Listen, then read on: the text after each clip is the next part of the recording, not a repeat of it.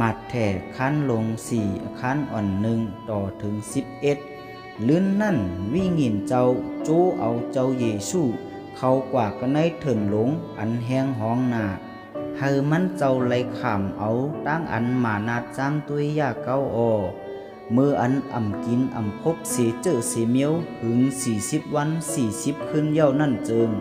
มันเจ้าต้องไม่มาแลมือนั่นก็อันจ้ำตัวยจูเอานั่นป่อมาตีมันเจ้าแลลาดว่าป่อมือเจอลูกพระเป็นเจ้าเต้เจิงปงมิ่งเฮอหมากหินเจอในเปลี่ยนเขามูลมาเสียแลกินตาว่าหนังไหนตึกยงเจ้าเยซูขึ้นตอบแดว่าก็ในจามเด็กมีไว้ว่าก้นตีไลเอาตั้งเขามุนกวยเลี้ยงเจอเจอตักไลเอาตั้งนกกระปัตราพระเป็นเจ้ากูคอกูกำนั่นเลี้ยงหลูมีหนังในเย้าว่าหนังในไว้นั่นมานาจูเอาเจ้าเยซูกว่ากะตีเว้งอันมดจังแลเอามันเจ้าไว้กระเนือจิกจวมจ้องปิกมันเจ้าเย้าจังลาดแลว่าป้อเมื่อเจอลูกพระเป็นเจ้าเต้เจิงเอาตัวมือเปียดตกกว่าตาก็ในจามเด็กมีไว้ว่าพระเป็นเจ้าตักปล่อยเจอตะมันกลางหาวตั้งหลายมาหับขอบเอาเมื่อแลตักเฮอผ่าตีนเมื่อเลยเตอถูกหมากหินลามีหนังในว่าหนังในเจ้าเยซูขึ้นตอบแลลาดว่าแก้มดิกยังเตรียมไว้มีอยู่เทียงแลว่าจำเมื่อเตรียมเลยจำตุยพระเป็นเจ้าเมื่อเถ่าราพระมีมาหนังในเย้าว่าหนังในกำนั่นมานาดซ้ำเอาเจ้าเยซูขึ้นกว่าก็เนือร้อยอันสูงหนาแลแนบยาเมืองโลกาตั้งเซงตั้งหลงอีกตั้งมุนสเลมันอันเยอะหนากามีแลลาดว่าป้อเมื่อคุบหมบไว้เก่าเจิงเก่าตักเอาเจอในตั้งเซงตั้งมดปันติเมื่อว่าหนังในเมื่อนั้นเจ้าเยซูก็ลาดเดว่ากว่าตามานารุยก็ในจามดิกเตรียมไว้จำเมื่อตักไหลคุบไว้พระเป็นเจ้าเมื่อเถ่าลาพระแลเฮ็ดวัดดีมันเจ้าสูงเดียวกล้วยมีหนังในเย้าว่าหนังในมานาดก็ออกไปกว่าแลตะมานกลางหาวตั้งหลายป่อมาลุมลาเล่งหลูมันเจ้าเมื่อไหนก็เขาใครลานลองตีวะตั้งอันจามโดยยาเกากันในอาศักตันคลียาเขาขามีอย่างพ้องในเขาตั้งอันจามโดยยาเกากันในอาศักตันคลียาเขามีอย่างพ้องเจ้าเยซูคริสต์ลาด้วยว่าเมื่อเจ้าเยซูในกินเมื่อเจ้าเยซูกำตั้งกิน40 วัน40 คืนค่ะนะบุญดาการงานพระเป็นเจ้าค่ะวิญญมดจากเจ้าอ่อนทรงเสียเย้ากว่ากำศีลกว่ากำตั้งกิน40 วัน40 คืนกันในเถินแหงที่ว่าเป็นปางหัดซ้ายค่ะที่ในทะเลทรายค่ะนะย้ำนั่นค่ะเจ้าเยซูในกินเย้า40 วันนั่นเป็นอย่างค่ะมีดังต้องใหม่มาเมื่อมีดังต้องใหม่นั่นเป็นอย่างค่ะมานัดก็บอกมาคำเดียวเสียวลาดว่าป้อมือใจลูกพระเป็นเจ้าเนี่ยว่าป้อมือใจลูกพระเป็นเจ้าลาดว่าเอาข้าวมุนเอาหมังหินเอาก้อนหินนั่นเฮ็ดเป็น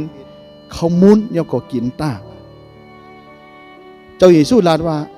มานาดลาดที่ไหนคะนะกุ้ยกะว่าเจ้าเยซูลาดว่าโอ้โกนเฮาใน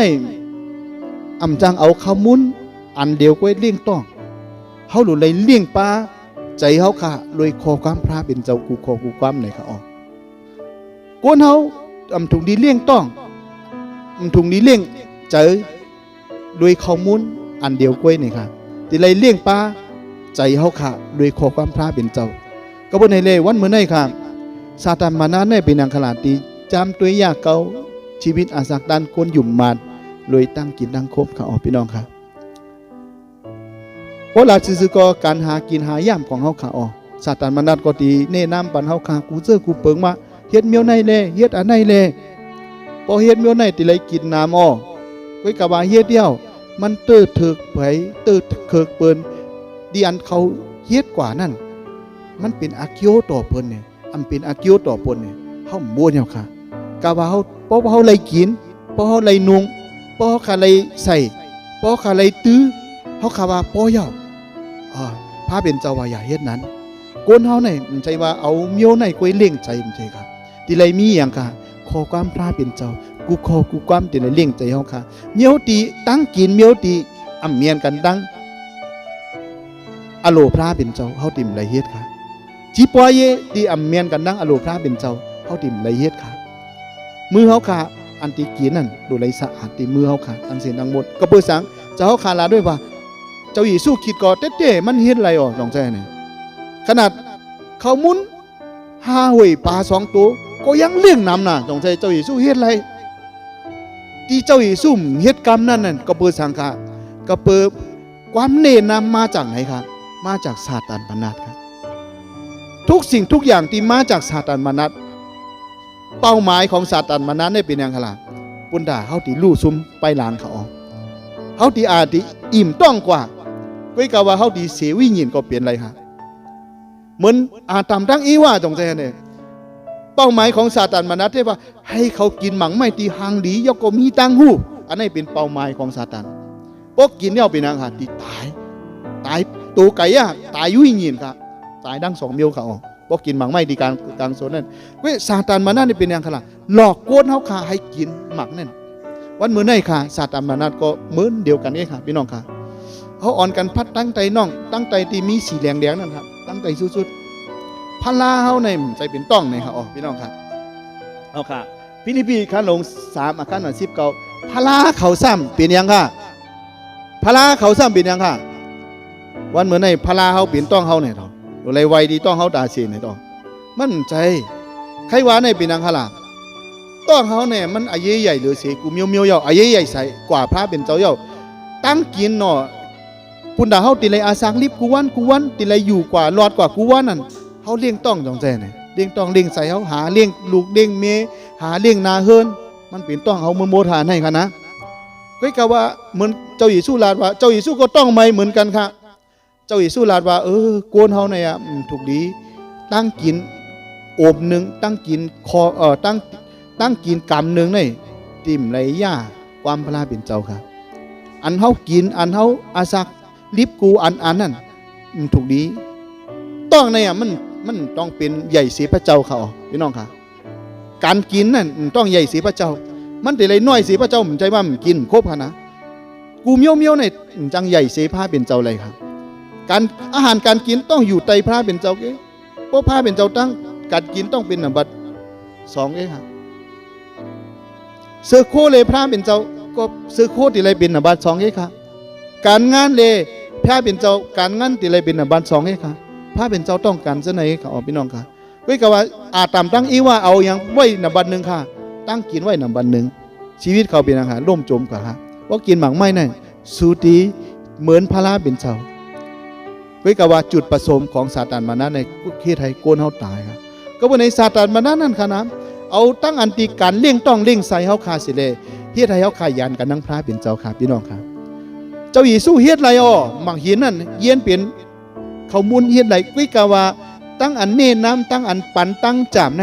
ก็เปิดมาจากผีให้ซาตานเลยเจ้าหญิงสู้เปรเปียดครับเจ้าหญิงสู้เปรเปียดตั้งจามนั่นก็เปิดสังค่ะ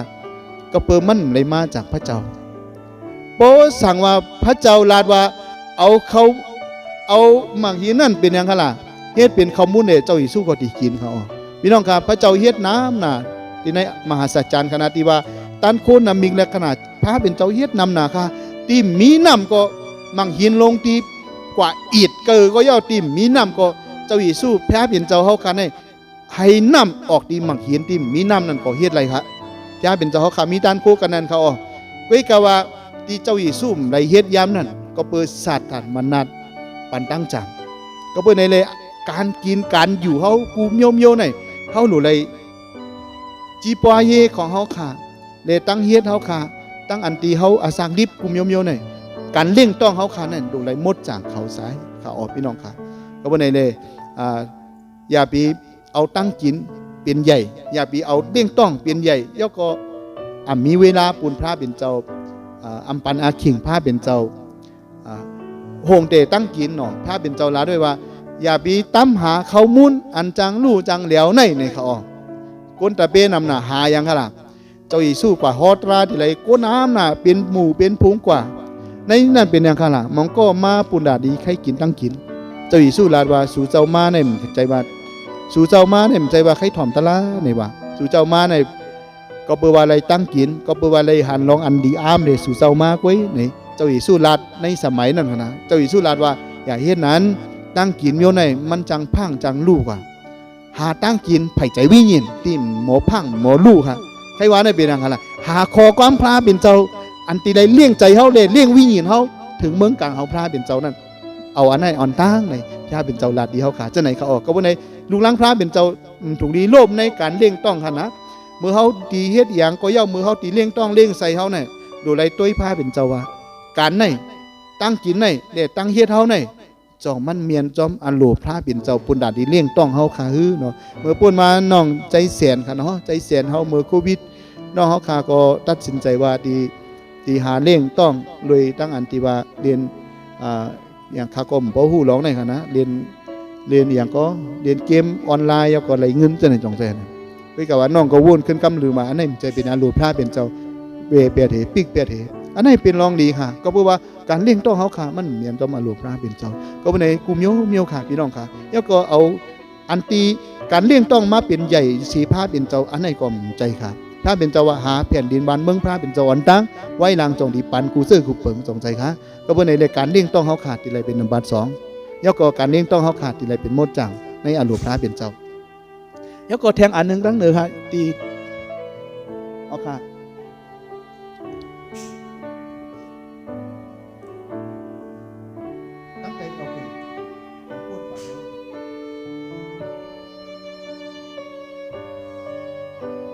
ไว้นั่นมานัดจู้เอาเจ้าเยซูกว่ากันดีเวงอันมดจากเด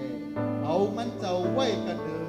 จิกจอบย้องปิกมันเจ้าเย้าจากลาดเดว่าพอเมืองใจลุกท้าดินเจ้าเต้เจอเอาตัวเมืองเปียกตกตักกันในแก้มดิกมีไว้ว่าพระปิดเจ้าตัด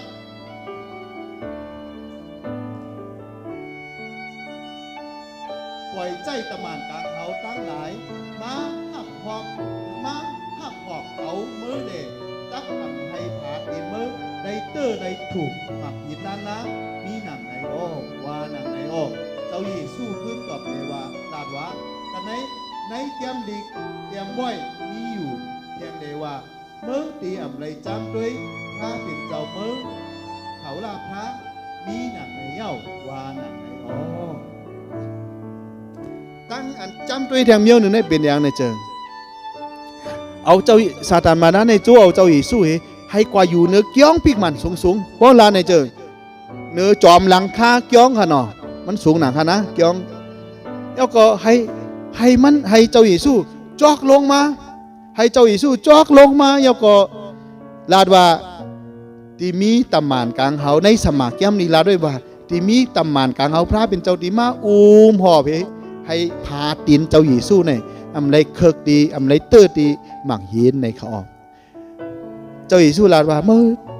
เจ้าเยซูห้ามตอบว่าในแก้มเลยมีไว้ว่าเมื่อเต็มไรจามโดยพระเป็นเจ้าอันไหนมันป่องว่าสร้างในเจออันเจ้าเยซูจอกลงมาในเป็นนางขลาให้เฮ็ดให้เปิ้นโลกาอามค่ะจงใจเนี่ยเจ้าเยซูเฮ็ดให้ปอกให้โกนโลกาอามค่ะนะใครว่าไหนใครเกลือเนี่ยใครเปียเนี่ยใครอันตีเฮ็ดให้ใจมาหน้าเพียนสูงค่ะพี่น้องค่ะเพราะเจ้าเยซูจอกลงมาเนี่ยมีตำมานกลางเขามาห้ามพร้อมเอากว่าในเจิงมันดีเป็นคือค่ะล่ะมันเป็นการเปียพี่น้องค่ะการแสดงค่ะแล้วก็การเฮ็ดให้เปิ้นจูงใจโกนเฮาค่ะให้มาไผ่เจ้าเยซูค่ะเจ้าเยซูเฮ็ดค่ะจังไหนก็บ่ได้เลยโกนเฮาตั้งเสียงดังหมดมีตั้งจำด้วยร้องได้ค่ะนะใครอยู่เฮ็ดให้เปิ้นอามตีเฮาค่ะตรงแท้เนี่ยเพราะเฮาเฮ็ดอย่างกว่าเมียวๆไหนให้เพิ่นอามที่เฮาแก่หน้าเก่งหน้าไหนใจเฮาเป็นอย่างล่ะมีใจมาหน้าเพียนสูงใจอันดีมีเพราะเฮาหลายแล้วในก้นนำหน้ามายุ่มเจ้าเยซูเนาะอันนี้ก็ปามเมียวในค่ะใจเมียวในอ่ะแล้วก็เพราะเฮาเฮ็ดอย่างในเจอก้นนำหน้าก็ฮีฮาปันเนาะก้นนำหน้าก็ป้าใจป้าคนเฮาใครเปียปันดีตั้งอันเฮามีนั่นค่ะอันนี้ก็พาเป็นเจ้าว่าก้นลูกหลังพระเป็นเจ้าเล็กก้นนำหนาก็มีใจเมียวนั่นเขาจังเจนเพราะเขาหมอรัดภาษาอังกฤษเนี่ยก็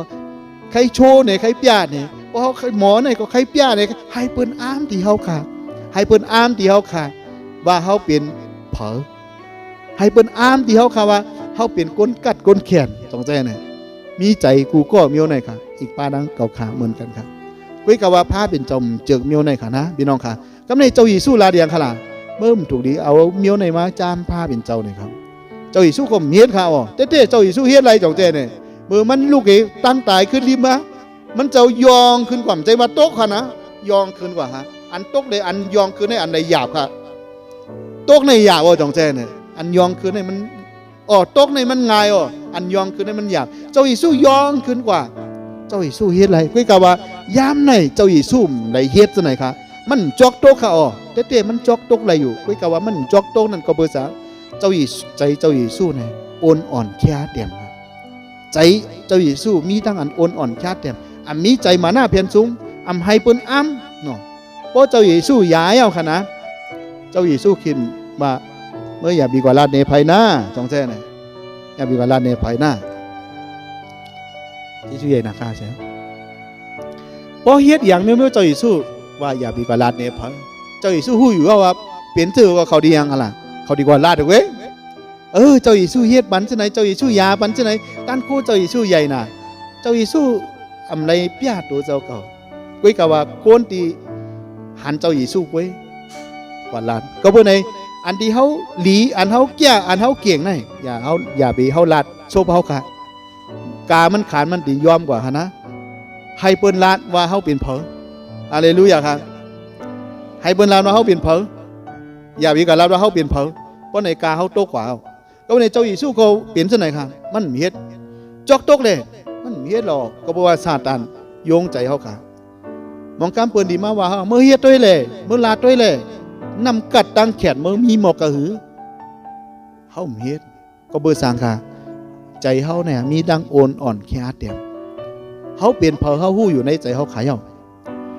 ใครเปิ้นหู้ว่าเขาเปลี่ยนเผาก็ป้อยเอาหมอกกันไหนใครว่าในใจเจ้าเยซูมีดังอันใจมาหน้าเพียนสูงครับใจเจ้าเยซูมีดังอันโอนอ่อนแค่เดียวก็บ่ในซาตานมานั้นในเป็นอย่างขนาดโยงใจโกนเฮาขาให้มีมาหน้าเพียนสูงครับพี่น้องครับให้มีมาหน้าเพียนสูงใจเมียวในพาเป็นจอมใจค่ะเพราะว่าพาเป็นเจ้าใครใจอาสาเฮาเนี่ยเจอใจเฮาเนี่ยดูไรแค่เดียวแล้วก็อันเฮามีจึงอันเฮาเปลี่ยนจึงบันไปฮู้ใจว่าเฮาเก็บตัวเขียนที่ไหนเต็มใจค่ะใครว่าไหนเฮามีดังอันญาติเนี่ยที่เปิ้นต่อหน้าเฮามีดังอันเกียวเนี่ยที่เปิ้นต่อหน้าว่าเฮาเป็นเผาที่ว่าเฮามีนำกัดตั้งแขนจึงเฮาไว้ไว้ก็ว่าพอเฮามีนำกัดตั้งแขนได้เต้มันนึงป่อมาวันนึงเจ้าเยซูก็อย่าวิลาดกุ้ยกะว่าคนก็กะลัดทิกๆตรงเจ้าเนี่ยเยซูนั่นน่ะมันยาบันเฮาโอ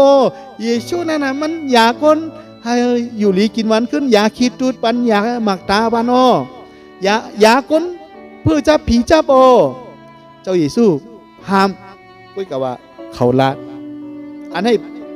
ปรุงจำเฮาคาดูแลเปลี่ยนจังไหนครับพี่น้องครับใจเฮาคาเป็นยังค่ะล่ะดูแลชาเต็ม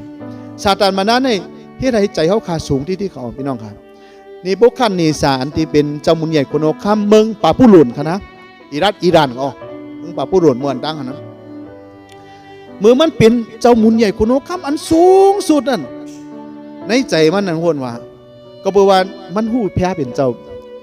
ย้อนเปือตันยีล่าเขาเลยมันหู้จักพาเป็นเจ้าจันยีล่าก็ตื่นมันมาเจ้าอย่าไปมีใจสูงอย่าไปมีใจอันตีเฮ็ดโบราเปียดป้อมนั้นเจ้าดีตกอาญาเป็นปลังคำเจ้าเขาขาเตียนนี้ล่ะยำเตือนมันเขาเว้ยก็ว่ามันฟังกันนะโอเคเมียเนาะมือลาดปันจะไหนก็เขาโจมหน่ายเย้ามีวันหนึ่งค่ะมันลืมเปียดความตันนี้ล่ะใน1 ปีค่ะนะ12 เดือนป้วนเย้ามันลืมมามือมันกว่าอยู่เนอะอันไปเหมือนเจ้าเยซูนั่นน่ะกว่าอยู่ที่ไปจิกจอมของขอมันเหมันตุยลงกว่าตั้งใจเขาอัลโลสึงจึงวันเมืองที่เขาสร้างมาเนี่ยมันยิ่งใหญ่มากกันในไหนใจมันเนี่ยเป็นยังไงล่ะอัลโลเขาเนี่ยมันใจเป็นคนโยโย่นะตัวรู้วันเมืองอันเขาเอามือเขาเฮ็ดมานั่นน่ะขึ้นใหญ่มากกันในไหนมือมันบ้วนจะไหนเป็นยังไงล่ะมันเป็นก้นหย่องวะอันเดียวค่ะในสมาแก้มนี่เรามันเป็นก้นหย่องแล้วก็กว่าอยู่ที่ในป่าอยู่จอมสัตว์อยู่จอมผงสัตว์ต่อว่ามันว่นขึ้นเลยว่าเผื่อมันถึงวาระหนึ่งถึงระยะหนึ่งมันเห็นตัวผ้ากะหอย อโลอาณาท่านโคสึงจึงวันเมืองกูเมียวเมียวไหนมาจากพระเป็นเจ้าลู่ไหนมือมันวนขึ้นที่ไหนเจ้าใจมันน่ะเป็นอย่างไรปกติขึ้นไหนเขาโอเคพี่น้องวนด้วยค่ะนะมือใจสูงนั่นครับตกกำเดียวครับ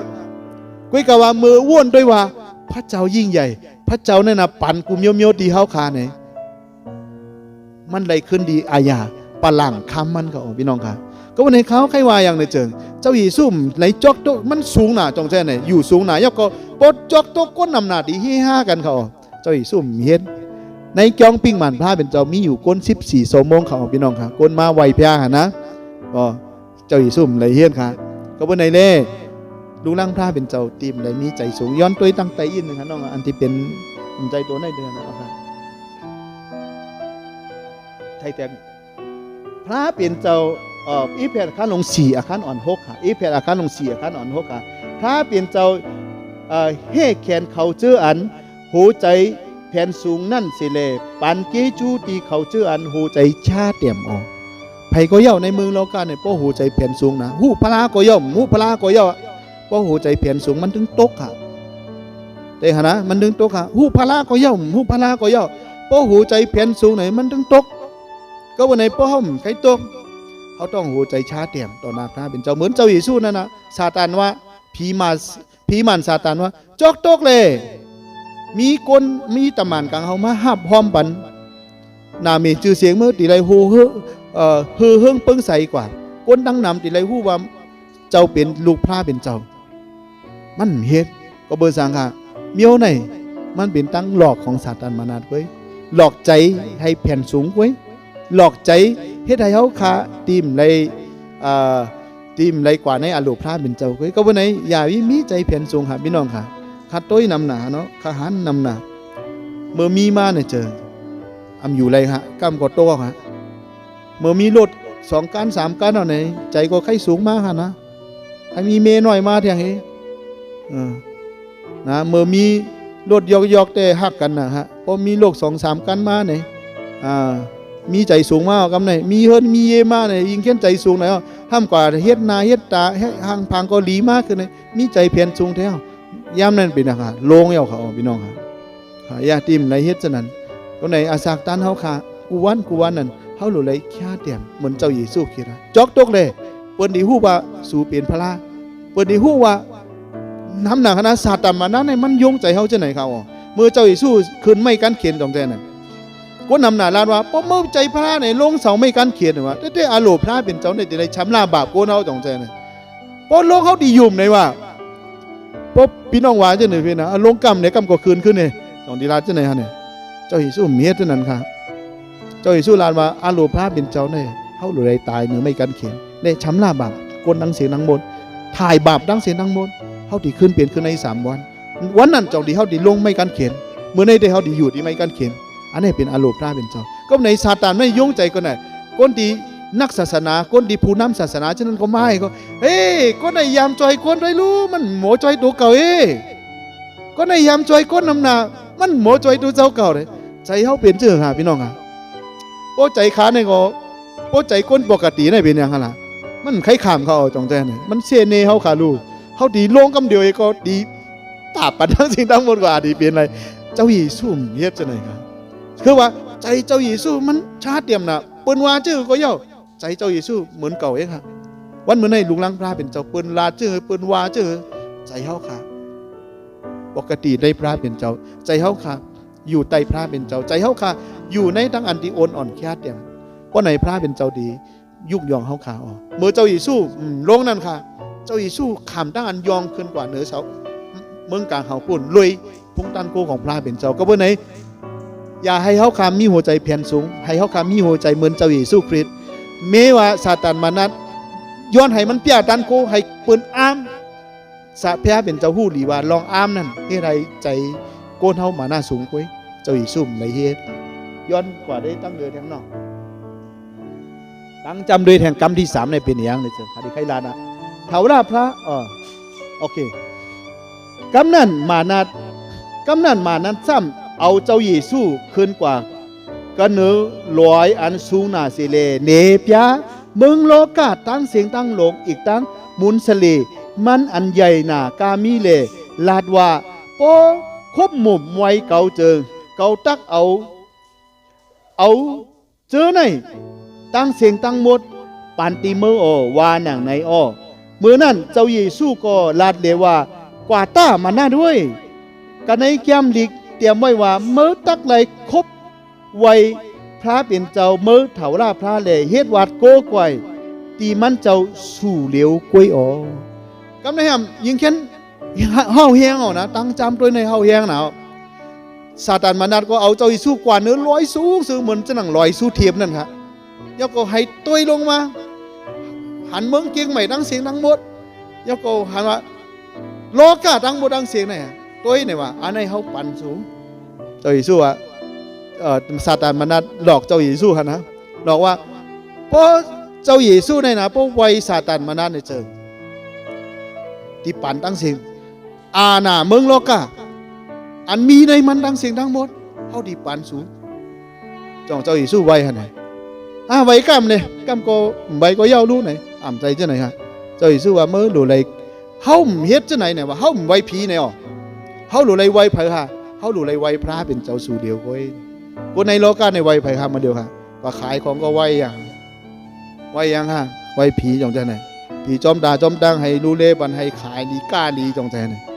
เฮ็ดอยู่จ้องเจ้าเฮ็ดเด้อพี่น้องค่ะอันนี้จ้องมันเมียนดีซาต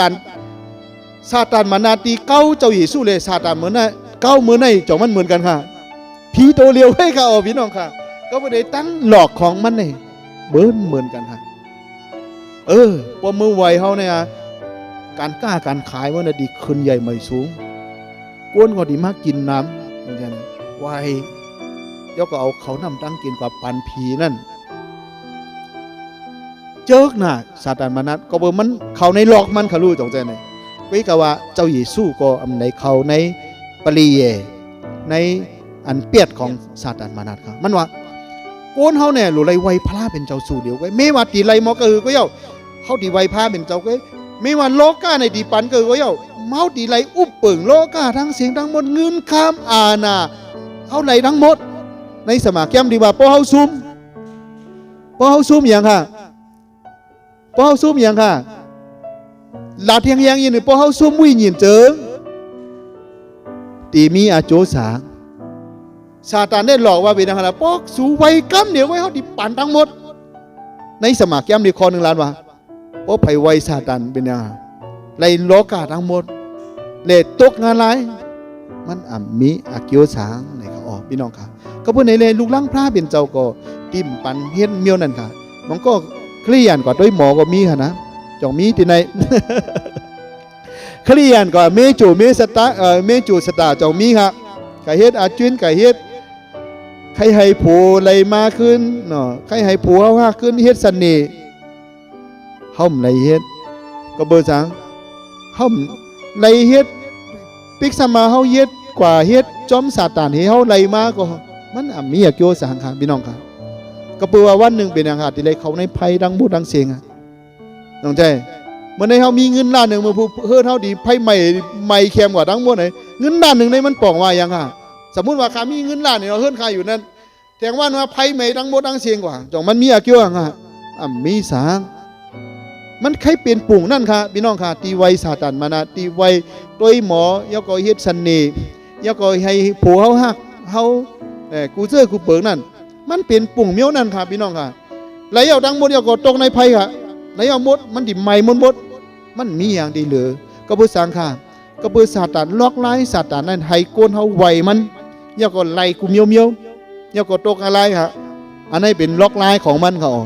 เขาได้เฮียนค่ะก็เบอร์สังเขาไวพระเป็นเจ้าเว้ยเขาเพียงพอในสิ่งที่เขามีอยู่เขาเพียงพอในสิ่งที่เขาเปลี่ยนอยู่เขาเพียงพอในดีพระเป็นเจ้าเลี้ยงดูเขาอยู่เขาหลวไวซาตานมานานพอลำพอรวยยกก็วันหนึ่งตีตรงในมองอะไรเขาก็เฮียนค่ะก็พูดในเลพี่น้องค่ะเขาอ่อนกันพัดด้วยในสมัครย่ำหนึ่งเที่ยงตีหนึ่งค่ะ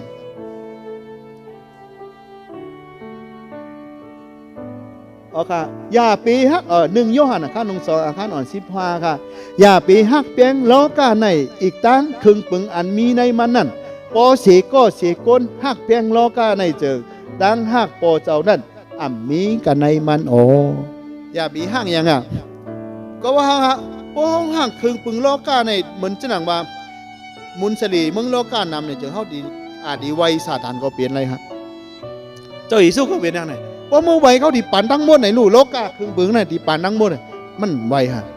มันว่าเฮาไวเฮาดีไวพาเป็นเจ้าสู่เหลียวปลาเหลียวไว้ก็ในวันมื้อนี้ค่ะเขาให้ลาดปันพี่น้องเฮาค่ะว่าพุ่นดาเฮาดีไรเมียวๆนั่นอย่าบีกลมหูปันซาตานมนัสสิกรรมค่ะพุ่นดาเฮาดีไรสิ่งเมียวๆต่างๆที่ในเมืองโลกานั่นอย่ายอมแพ้ซาตานสิกรรมค่ะเฮาเป็นลูกพระเป็นเจ้าแม้ว่าเฮาทุกข์ข้าก็เย้าพี่น้องค่ะพระเป็นเจ้าปล่อยเบียดเฮาค่ะแม้ว่าเฮาดีลำบากแม้ว่าเฮาดียากปัญหาก็เย้าเฮาต้องกวางนางเจ้าเยซูครับเนี่ยเฮาต้องกว่าไวซาตานนั่นเฮาต้องกว่าอาโกเมียวนั่นเฮาต้องอาโกพระเป็นเจ้าองค์เดียวสู่เดียวปุ่นดาเฮาได้อยู่รอดกว่ากวนเขาพี่น้องครับก็บ่ได้เลเขาใครฝากไว้ว่าตั้งจำโดยมี3เมียวดีเจ้าเยซูญาณบัด1ก็เป็นตั้งกินเด้งต้องเฮาค่ะณบัด2ก็เป็นอังคาราเป็นใจมานาเพียรสูงค่ะณบัด3ก็กันไลโคเลงโคอุกจ่ากุมเมียวในโลกาปุ่นดาเฮาได้ไลไวซาตานนั่นอย่าเฮ็ดเสียกรรมค่ะให้เฮาไวพระเป็นเจ้าองค์เดียวนมัสการพระเป็นเจ้ากู้ก่อยพระเป็นเจ้าองค์เดียวสู่เดียวไว้แม้ว่าเฮากู้ก่อยพระเป็นเจ้าได้เงินคำเฮาทรัพย์สินเฮาดีหายกว่าพองอีกนึงหมองเมียวเฮาก็ยอมค่ะก็บ่ซังวิญญาณเฮาอายุใหญ่เสเมืองโลกานี่ค่ะวิญญาณเฮาค่ะใหญ่อาล่ำรองเสในเมืองโลกาให้ดังสิ่งดังหมดก็ในค่ำเลยปันแห้งว่าใหญ่เหตุการณ์ใหญ่มีเงินในค่ำลาที่ไหนมีพ่อพระเป็นเจ้าปันมีนำสีกำค่ะพ่อพระเป็นเจ้าปันให้เฮาค่ะอยู่ไรให้เป็นทีมบางมีสีกำไว้กับว่าอย่าไปไวซาตานมนัสอย่าไปย้อมกันซาตานปุ่นดาดีไรสีเจอสีเปิงนั่นไว้ค่ะอ๋อคำให้คือพี่น้องค่ะเฮ็ดเจ้านั้นค่ะอ๋อให้พระเป็นเจ้าบันดังดีให้เป้นแห่งซาตานมนัสให้ในอองเมียงในการทดลองกูซื้อกูเปิงการเลี้ยงต้องเฮามาหน้าเพียรสูงเฮาเลยตั้งอันดีมังมีเฮานั่นอย่าให้เกี่ยวข้องกันดังซาตานมนัสสิกรรมค่ะให้พระเป็นเจ้าบันดังดีเขา